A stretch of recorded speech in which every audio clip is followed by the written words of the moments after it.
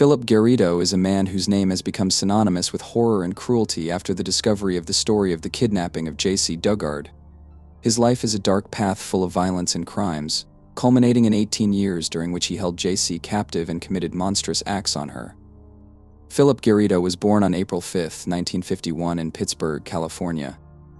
From a young age, he showed signs of antisocial behavior, and his propensity for violence became apparent as a teenager. Garrido repeatedly got into trouble with the law, but his criminal career began to gain momentum in the 1970s. One of Garrido's first serious crimes was the kidnapping and rape of a 25-year-old woman in 1976. This case, which took place in Reno, Nevada, ended with Garrido's arrest, after which he was sentenced to 50 years in prison. However, despite the severity of the crime, he was paroled after 11 years in 1988.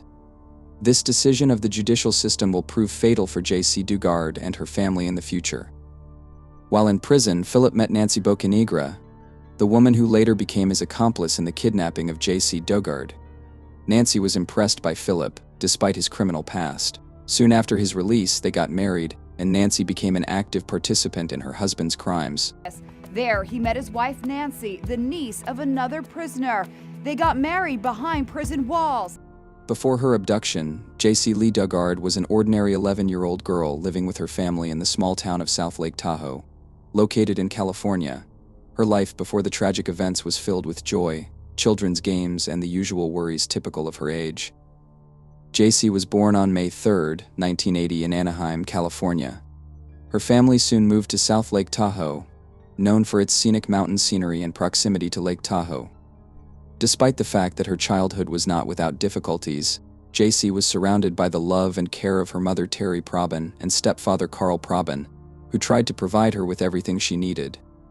Terry Probin, her mother, was Jaycee's main source of support and inspiration. They were very close, and Jaycee always felt she could trust her mother. Terry tried to create a happy and stable life for her daughter, despite financial difficulties and the need to change jobs frequently. The relationship with stepfather Carl was difficult. He tried to be a good father to Jaycee, but their relationship didn't always go smoothly. Despite this, the family tried to support each other, especially in difficult times. Carl was the man who walked Jaycee to school every day and always tried to keep her safe. Jaycee was an ordinary schoolgirl who attended Myers Elementary School, which was located near her home. She was a shy girl who preferred to spend time with close friends and family. Her favorite activities were drawing, playing with pets, and reading. Her school teachers noted her kindness and hard work. She was a diligent student and rarely caused problems. Despite her shyness, Jaycee was an active participant in school events and looked forward to participating in various holidays and school projects. She dreamed of a future full of possibilities and was full of hope that her life would be happy and successful. One of Jaycee's favorite activities was hanging out with animals. She had several pets which she took care of with great love and attention. She often spent time in the garden playing with the cats and dogs she adored. Her tenderness and love for animals manifested itself in her desire to become a veterinarian when she grows up. No idea that she was once a little girl taken captive by a sex offender, held prisoner for 18 years, surviving his rages, his abuse. On the summer morning of June 10, 1991, in a quiet suburb of South Lake Tahoe, California, the quiet life of Jaycee Dugard, a 10-year-old girl with bright blue eyes and blonde hair, turned into a nightmare in an instant. Life in this small town has always seemed safe, especially for children. There was a school next to the house, and friendly people lived next door.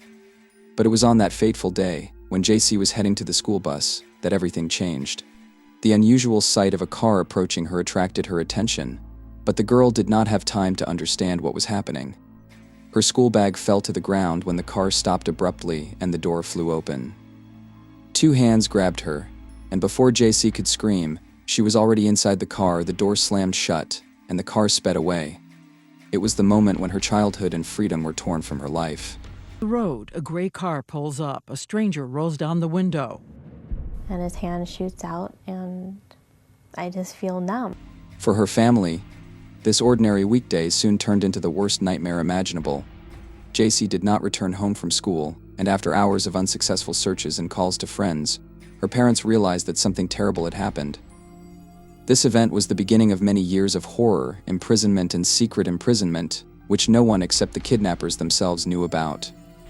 Jaycee Dugard went missing, and the world around her continued to live on, while her life ended up in the hands of a mentally unstable man and his wife, who turned her existence into hell on earth. When the car with Jaycee hidden in the backseat sped off down the highway, she was in a state of complete shock. The driver, Philip Garrido, drove with cold calm while his wife Nancy, who was sitting next to him, only occasionally looked back, making sure that their captive did not make sudden movements. Jaycee didn't understand what was going on. She only felt fear. Her heart was beating like never before. Philip and Nancy Garrido weren't just a weird couple. They were the epitome of horror. Philip, a man with a dark past, was a man with deep mental disabilities. He was arrested in his youth for kidnapping and sexual assault. But despite all the warnings and his obvious danger to society, he was released and once again found himself on the path of evil. For Jaycee, however, all this remained unknown. Her world was turned upside down in a matter of seconds. The car sped along the roads, taking her further and further away from home. None of those who were driving by even suspected that the kidnapped girl was sitting in the back seat of the car, who was now on her way to the unknown. Philip and Nancy brought Jaycee to their home in Antioch, California, where she was awaiting her real imprisonment. In the depths of their backyard, there was a secluded corner surrounded by high fences and thickets of bushes. Where a primitive prison was equipped, a small room without windows and with low lighting. It was here that Jaycee would spend many years, deprived of freedom, light, and hope. For a 10-year-old girl who found herself in the hands of a mentally unstable man and his wife, life in captivity turned into an endless nightmare. Days turned into weeks, weeks into months, and months into years, and Jaycee Dugard gradually lost her sense of time.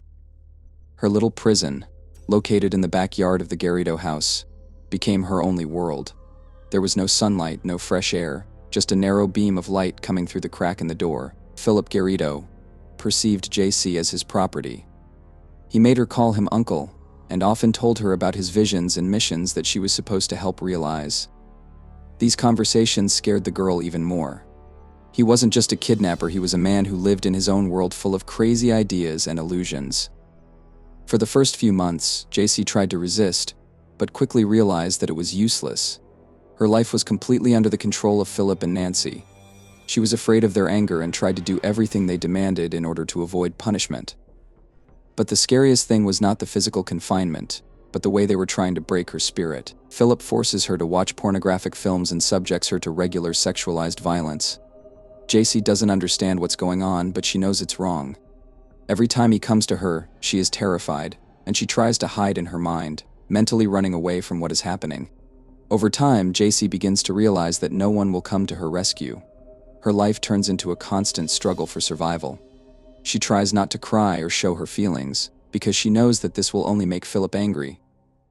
Instead, at night, she dreams of freedom. About how he sees his family again, how he runs through the green grass, and how he feels the warm sunlight on his face. But she is especially supported by the memories of her mother. Jaycee imagined her mom, Terry, continuing to search for her, not giving up even after years of fruitless searches. This thought gives Jaycee strength, helps her not to break down, despite the horrors that have become her daily reality. Terry Probin really didn't give up. Every day after her daughter disappeared, she woke up thinking that she had to do everything possible to find Jaycee. She contacted the police, hired private detectives, organized media campaigns, and hung posters with her daughter's image. For Terry, every new day was filled with pain and fear, but she never lost hope that one day her little girl would come home. While Jaycee was living in captivity, her mother seemed to be the only thread connecting her to the outside world. Jaycee believed that her mom was out there somewhere, that she hadn't forgotten and was still fighting for her. This realization did not allow Jaycee to completely lose the desire to survive, despite the monstrous circumstances. Thinking of her mother and how it got her through the nights. We would always sit on the porch and we would debate whether the full moon or the crescent moon was the better moon. Jaycee Dugard's life in captivity was filled with horrors that became a daily occurrence for her. Every day was a struggle for survival and for the preservation of sanity in conditions that most people find difficult to imagine. Felipe Garrido doesn't just keep her locked up, he purposefully destroys her personality, isolating her from the world and forcing her to obey his perverted rules. Jaycee is forced to submit to the whims of Philip, who, in addition to physical violence, constantly exposes her to psychological pressure. He makes her think that the world outside their prison is dangerous and hostile, that no one will come to her rescue. He manipulates her feelings, instills in her a sense of guilt for what she has become now. Nancy Garrido, who formerly plays the role of mother, was actually more violent than she seemed at first glance. She becomes jealous of Jaycee for her husband. She sees her as a rival, and she actively participates in the process of her oppression. Jaycee's frequent punishments for the slightest transgressions, controlling her actions and thoughts, in an attempt to break her spirit, were revenge for Philip's sympathy. Due to the constant fear and violence that Jaycee was subjected to, she began to suffer from severe depression. She had no friends except her daughters, whom she gave birth to in captivity. They became her only solace, her only source of joy in this endless nightmare. The birth of daughters, oddly enough, brought Jaycee not only new worries and fears, but also awakened her strength for further struggle. Now she knew that she was responsible not only for her own life, but also for the lives of her children. Birth to 2 children in a hidden backyard. This was Jaycee Dugard when her childhood was stolen. Philip Garrido, although he continued to control Jaycee, over time began to show less cruelty to her. He allowed her and the children to go outside, although under his supervision. These rare moments in the fresh air became a real holiday for Jaycee and her daughters. They begin to hope that someday they will be able to get out of this imprisonment. However, even in these moments, Jaycee cannot get rid of the fear of Philip and Nancy. She knows that any disobedience or attempt to escape can lead to terrible consequences. She continues to lead a double life. On the outside, she is a submissive prisoner, but inside she dreams of freedom and plans how to get her daughters out of this hell. After years of oppression and isolation, Jaycee Dugard finally gets a chance at salvation thanks to a chain of random events that began in August 2009. Philippe Garrido begins to get more and more carried away by his religious fantasies and decides that it's time to declare himself to the world. He believed that he had been chosen by God for a special mission and began to speak publicly about his revelations in an effort to attract attention. Garrido arranges a visit to the campus of the University of California at Berkeley, where he intends to spread his religious ideas. He brings with him 2 of Jaycee's daughters, whom he considered part of his mission. Their appearance arouses the suspicions of 2 campus security officers, Lisa Campbell and Allison Jacobs. The children looked unkempt and strangely dressed, and Garrido's own behavior looked anxious and unstable, and they decided to invite him to a conversation to find out who he is and what he does. During the conversation, Garrido began to talk about his divine messages, which only increased the suspicions of the employees. They begin to realize that something is clearly wrong here, and decide to contact the police. This step was a turning point in the fate of Jaycee and her children. Garrido is called in for questioning at the police station, where he will have to answer questions about his personal life and about the 2 girls who were with him. During the interrogation, Garrido begins to get confused in his testimony and evade answers, which raises even more questions for investigators. They decide to check his background and soon discover that he is a registered sex offender who is on probation. When investigators delve into the case, they discover another strange detail: a certain woman lives in his house whose identity is unknown. This woman, they soon found out, was Jaycee Dugard, who had disappeared many years ago. After being questioned by the police and the probation service, Garrido was forced to bring Jaycee and her daughters to the police station. There, under pressure from investigators, he continues to claim that Jaycee is Alice, his lover. But when the investigators started asking questions directly to Jaycee, her defense mechanisms finally broke down. She began to realize that this might be her only chance of salvation. At some point, Jaycee decides to tell the truth. With tears in her eyes, she admits that her real name is Jaycee Dugard and that she was abducted 18 years ago. She told the police that she had been held captive by Philip and Nancy Garrido all this time. This moment was not only a physical release, but also a psychological one. Jaycee was no longer a prisoner, although she still had a long way to recover. After many years of separation, Jaycee was finally able to return home and meet her family. The moment of her reunion with her mother, Terry Probin, was filled with emotions. Terry never gave up hope that one day she would see her daughter alive. Their meeting was touching and at the same time painful, because in the years that have passed since the abduction, Jaycee has become an adult woman, the mother of 2 daughters born in captivity. Jaycee's return home meant not only the beginning of a new chapter in her life, but also the beginning of the recovery process, both for herself and her family. They had to learn to live anew, rebuild trust, and find ways to cope with a difficult past. The story of Jaycee Dugard has caused a wave of public outrage and alarm. People all over the world could not believe that such a thing could happen in modern America, and even more so in the quiet area of the city of Antioch, where Garrido lived with Jaycee and his relatives for many years. The public wondered how such a crime could go unnoticed, how the justice system could fail, allowing the perpetrator to escape detection for 18 long years. The media actively covered this story, and it quickly became one of the most discussed news in the country. Many felt that the police and social services had failed in their job. Questions about how Philip Garrido, who was previously convicted of sexual crimes, could have evaded justice for so long and continued to commit terrible crimes, have caused heated discussions and criticism of the probation supervision system. The shortcomings in the work of the probation service, which seemed to turn a blind eye to Garrido's strange behavior and did not pay due attention to the conditions in which he lived, were especially acutely discussed. It turned out that over the years he had repeatedly violated the terms of his parole, but no serious action was taken against him. The public demanded reforms and changes in the system to prevent similar cases in the future. After the release of Jaycee Dugard and her daughters, the police immediately launched an investigation aimed at bringing to justice Philip and Nancy Garrido, the people who had held Jaycee captive for 18 years. Their arrest was the beginning of a trial that attracted huge public and media attention. Philip and Nancy Garrido were arrested immediately after Jaycee was able to identify herself to the police. Already in the early stages of the investigation, it became obvious that Philip Garrido was the main organizer and perpetrator of the crime, while his wife, Nancy, played an active role in keeping Jaycee and her daughters in captivity. Numerous charges have been filed against Garrido, including kidnapping, unlawful detention, sexual assault, and forced copulation with a minor, which resulted in the birth of 2 children. These charges threatened them with life imprisonment without the right to early release.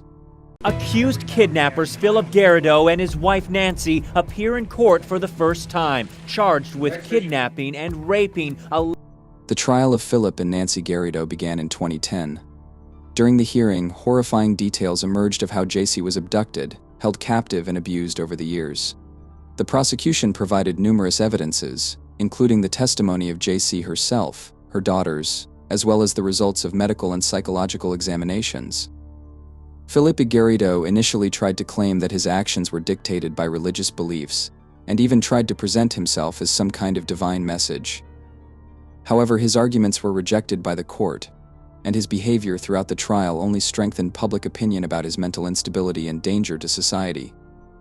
Nancy Garrido also appeared in court, and although she tried to present herself as a victim of manipulation by her husband, the evidence of her active participation in the crimes was incontrovertible. She not only helped to keep Jaycee captive, but also took part in caring for children born from violence, contributing to the continuation of bullying. During the trial, both defendants decided to plead guilty. In April 2011, Philip Garrido pleaded guilty to all charges, and Nancy Garrido also pleaded guilty, agreeing to the charges against her. Their confessions avoided a lengthy trial and gave Jaycee and her family the opportunity to avoid additional emotional stress. Philip Garrido was sentenced to 431 years in prison without the right to parole. This sentence effectively guaranteed that he would spend the rest of his life behind bars, never being released. The judge, in his opinion, stressed that Garrido's actions were monstrous and inhumane, and that he poses a serious threat to society. Nancy Garrido was sentenced to 36 years in prison. Despite the fact that her role in the crimes was less active, her participation in keeping Jaycee and her children in captivity was recognized by the court as a serious crime. The judge noted that Nancy was fully aware of what was happening and actively contributed to her husband's crimes. The release of Jaycee Dugard in 2009 was an important event that shocked the public and caused a wave of sympathy and support.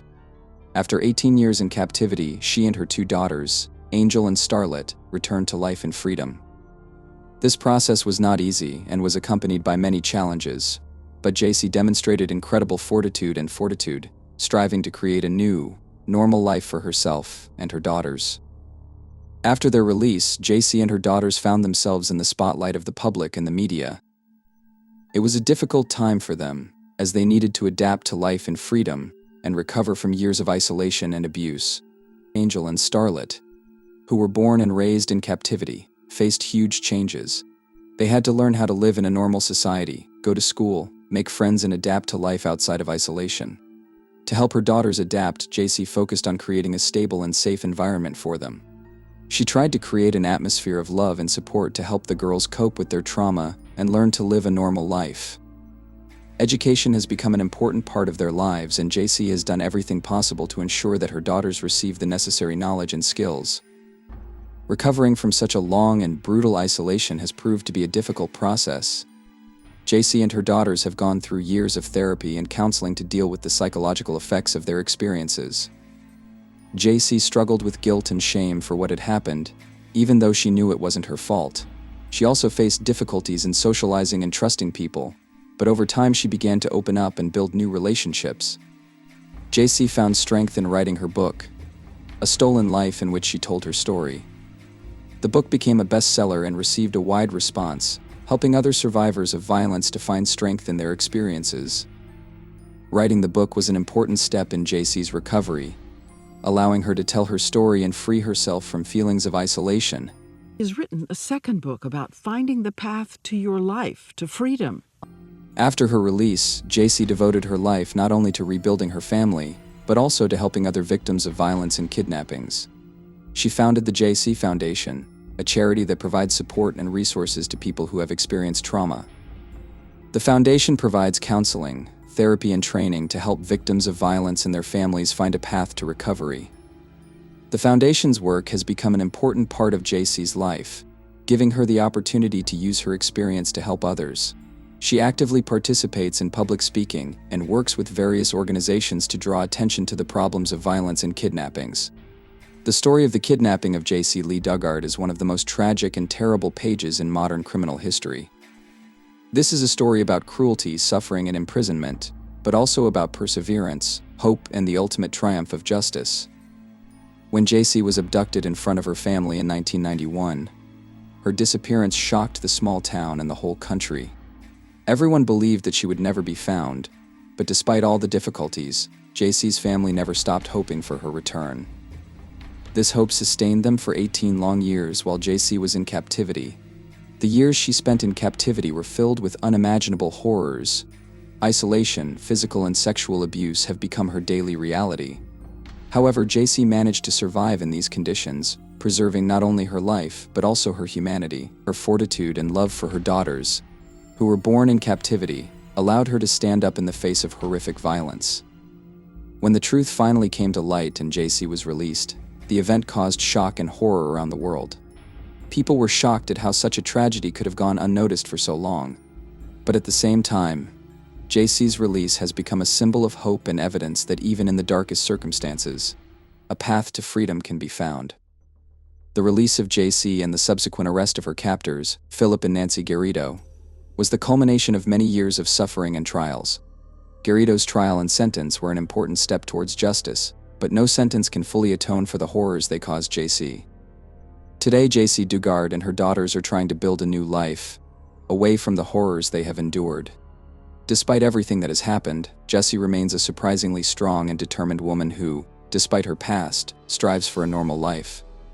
Her story reminds us of the importance of fighting for justice, and that the human spirit is able to stand up even in the most incredible circumstances.